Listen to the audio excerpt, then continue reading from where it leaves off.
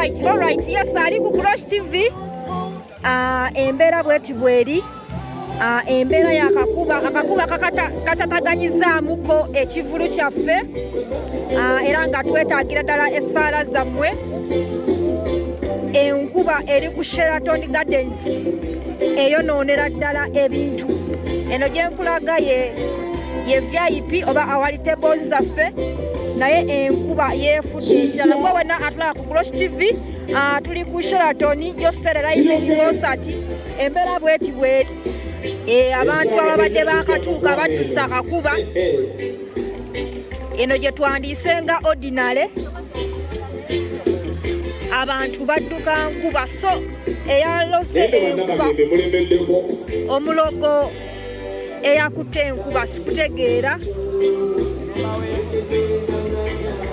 Tuli ku Sheraton Gardens mu show ya Jostede naye enkuba efuuse ekirala bannaye kwetaagira ddala essaala so gwe wenna agenda okubanga ojja mu kivulu kino. Nja kugamba nti tambulamu ne sweta otambulemu ne umbrella. Sinakindi n'ekintu kyonna ekirala kyosobola okubanga weebikka.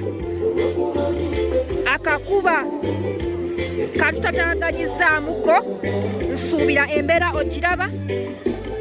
Tubadde tusetinze bulungi oba abakulu badde basetinze bulungi ebintu byabwe. Nsuubira embeera ogiraba. Ku luno simanyi omukulu Aptex eyategese ekivulu kino simanyi oba kafuluwe asinga okubanga akwata mu nkuba ku luno oba teyamusasudde oba abanja simanyi. Embeera eyo bweto bw'olaba. Yes, oli ku Glosh TV, subscribinga awo, likinga, osharinge. Embeera video eno ka like. Enkuba eri ku Sheraton Gardens wano makati g'ekibuga mpitirivu era nga wolengera ndooza basire yamubalengera.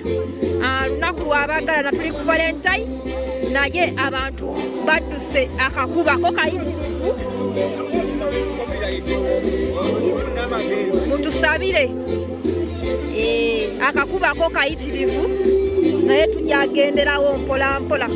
Bino byonna byolaba babadde babisetinze kati simanyi wenjogerera essaawa zigenda kubanga ziwera 12 naye embeera bweti bweri.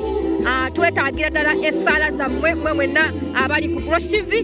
Video gimpereka like subscribinge naye nga ate ffe nsinzira no ku Glosh TV okubanga mbakoola mwenna musobole okubanga mujja mu kivulu kya Jostede. Mujje tubeererewo omusajja waffe ono. Mujje tusapootinge Jostede. Aweva macha akuba katonya naye tekayinza tugaana kuba nti show egendera ddala mu maaso. Ze updates eziriwo kati naye embeera tujja gikwasaganya mpola mpola. Olabira ddala nti amataala gano bagabisse olw'ensonga nti enkuba etandise okuba nti etataganya ebintu. Enkuba naye tujja kumalako kuyingira 10,000. Tables zino zenkulaga za millions 3. Mujje tunyumirwe olunaku. Enkuba tegenda kutugaana kuba nti show yaffe egendera ddala mu maaso. Tulina okusapootinga omukulu Jostede. Tulina omusapootinga ddala kuba abayimbi bangi abagenda okuba nga bapafominga ekiro kya leero. Embeera bweti bweri. Akakuba katutataganyizaamuko naye tujja kakwasaganya. Mutusabire.